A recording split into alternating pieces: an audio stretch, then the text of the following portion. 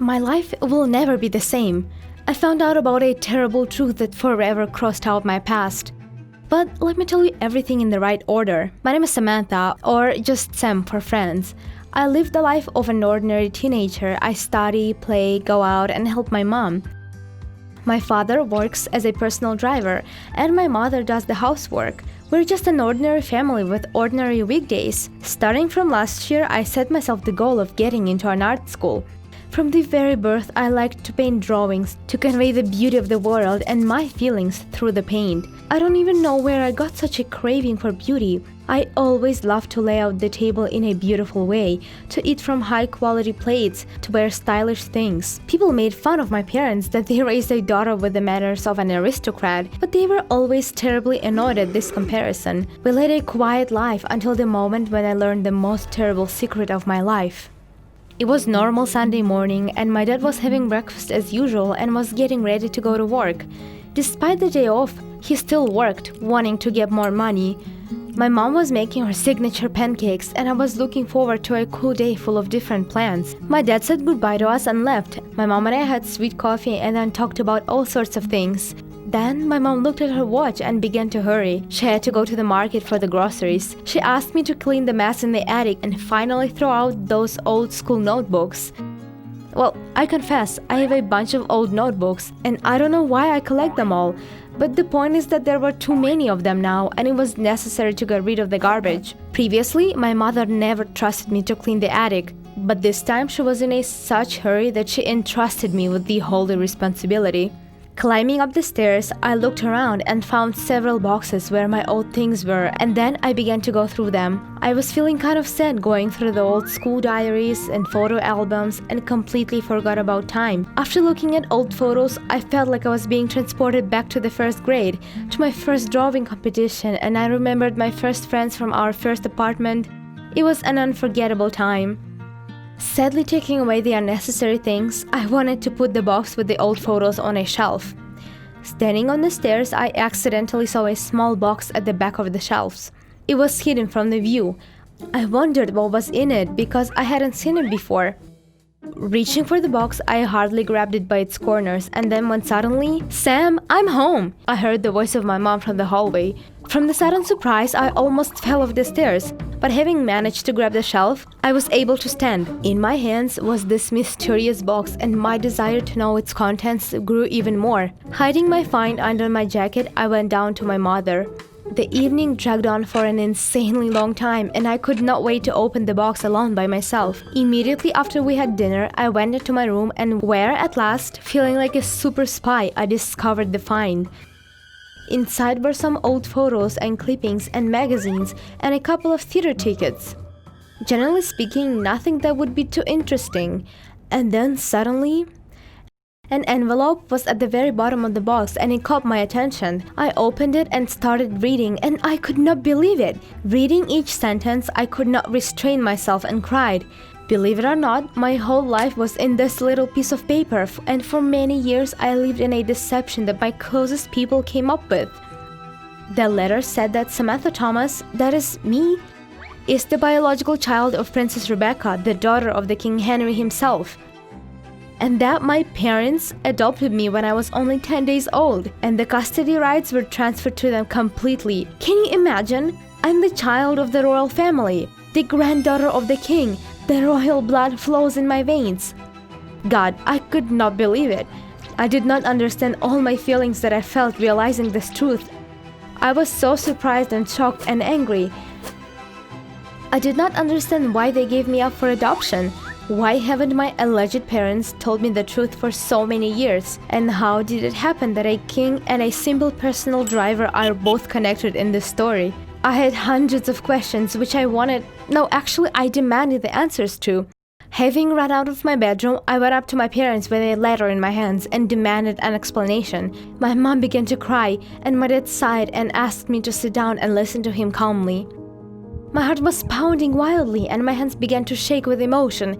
I looked at my parents and could not imagine that I was not their own daughter. And then my dad began the story. A long time ago, my dad worked as a personal driver for the royal family. He drove the king's children and looked after their car collections and then repaired the cars. He liked that he was part of their life, although he understood that these were very completely different people with their own rules and their own principles. The king was a very tough man, very strict and not sociable at all. He created rules in the house that absolutely everyone had to follow, especially his children, Christopher and Rebecca. The king thought only of power and the children felt really unloved. Christopher went abroad to study and did not want to return home, so as not to fall under the endless control of his father again. After his departure, Rebecca became even more unhappy. She didn't need the money or a beautiful life. She just wanted to be loved and cared for. So she met a young man whom she fell madly in love with. He was from a simple, ordinary family, but Rebecca did not care. The young people got married secretly and were really happy. Suddenly, after some time, the guy just disappeared, and nobody knew what happened to him or where he was. Rebecca was not herself at all, and she suspected that the king was himself involved in the disappearance of her husband because he was really against their marriage. By that time, Rebecca had learned that she was pregnant and was in fear for the child's life. Every day she worried more and more, and then she talked to my dad about it. No one knew her secret except my parents. She ran away from her house, fearing that people would find out about her pregnancy. Several months passed and there was a knock on my parents' house. My mom opened the door and saw a small basket with a letter at the door. This letter was from Rebecca. In it, she asked to raise her daughter as their own child, and then to someday tell her who her real mother was. After that, my parents did not hear anything about Rebecca. Some people said that she had left the country, while others said that her father had locked her in the palace. Mom and dad loved me with all their hearts, and they never felt that I was not their own daughter. Mom said through her tears, my mom said that they would still someday tell me the truth, and that now, having learned everything, I myself have to decide what to do next. I saw how hard the whole situation was to my mother, and then I saw my dad sitting at the table all sad, barely holding back his tears. They decided that I would want to leave them and opt for the royal family, but I put the letter in a box and went up to my parents and hugged them tightly. I said that I would always love them no matter what, and I did not want to be part of a rich but unhappy family. With me are my dearest people who did not leave me and gave me their true love. So, this is my family. If you like this story, then give it a thumbs up and subscribe to the channel. Guys, tell me, have you ever thought that your parents are ashamed of you? And to such an extent that they're trying to hide your existence? Now, if your parents actually did that, how would you feel? I think this is insulting, to say the least. Write your opinions in the comments. By the way, yes, my name is Carl and I'm 17 years old. Recently, I learned that my parents hid from me the outside world, although they told me that the opposite way, that they hid the outside world from me. And all because it's dangerous, unpredictable, and so on and so on. And you know what is the funniest thing? I believed them. I believed all my life, and they simply deceived me. All these years I have been locked up just because they were ashamed of me because of my peculiarity. Okay, I'll start from the beginning. I don't really remember my childhood. I only remember how my family and I moved to another city and bought a new house. It was small, but not that small. And there was a backyard where my father had a workshop where he fixed things and just spent most of his time there. I liked it there. My dad even had a bed there, a TV set, and later he installed a toilet. So it was a small house where you could live. That's where I lived sometimes. There were days when mom and dad did sanitary days, as they called them, in the main house. And mom said that she put bleach everywhere so that it was impossible to sleep in the house. So they asked me to sleep in the workshop. I gladly agreed because there I could stay up until late, watch TV, and eat whatever I wanted. I have no brothers and sisters and never had. I grew up alone with my parents in our house. I never went out on the street to play because my parents kept saying how dangerous it was. All these years, teachers came to me and I studied at home. So I grew up one-on-one with my dad and mom. I had no idea that there were schools, restaurants, clubs, swimming pools, that people celebrate their holidays together, big, noisy, cheerful groups, that people cook dinners, dance to fiery music, fall in love. In short, I was isolated and this was my reality. I never even went to a store. Do you think this is strange? Of course it's strange, but I didn't know anything else. So at first, it was the norm for me. We didn't celebrate most of the holidays, and if we did, then it was my birthday and Christmas. I received gifts twice a year. Of course, I wondered where my parents got cool gifts from, but they said that the special people brought them. Both of them worked from home. Both dad and mom themselves rarely left the house, so that's why I didn't have a lot of questions. The teachers taught me how to read and write. When I began to read books, my parents said that they were written by adults from other countries who also sat at home all the time just like us. Dad built a high fence around the house a long time ago. It was so high that nothing could be seen. Sometimes there was noise. I heard the voices of other people, dogs, and I was afraid of them. I immediately hid in my house or in the workshop. This is how I lived until a turning point occurred in my life. That year I turned 15 years old. Suddenly, mom and dad said that they needed to go somewhere on very important matters. I didn't want to let them go, but they promised to return and reassured that everything would be fine. Mom said that it would not be long, and then suggested that I should just rewatch my favorite films. I agreed, thought with difficulty. My parents left. I went into the room and turned on the TV and watched a movie.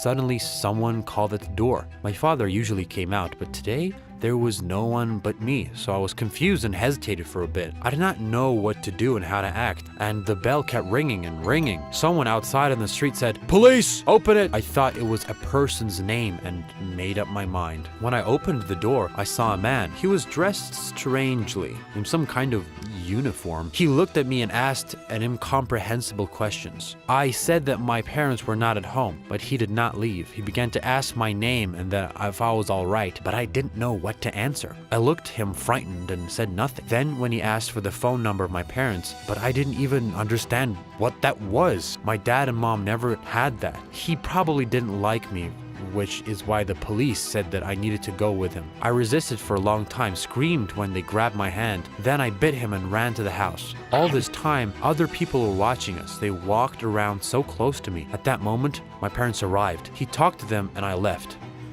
I was shaking with fear, but my mother calmed me down, explaining that my uncle simply did not know how to talk to me. The next day, they left again. But this time, I didn't feel like watching a movie. I pretended to go into the room and slowly open the door to the street. I didn't sleep all night then.